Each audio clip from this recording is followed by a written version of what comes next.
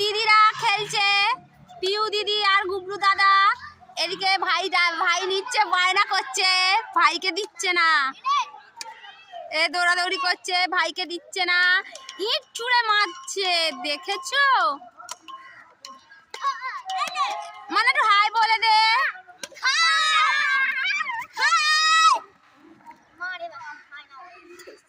আর এখানে ও আবার এদিকে ছুটে কোথায় যাচ্ছে দেখো, এদিকে ছুটে ছুটে কোথায় আসছে।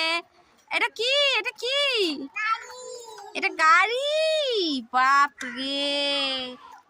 এদিকে চলে এসো, এদিকে চলে এসো।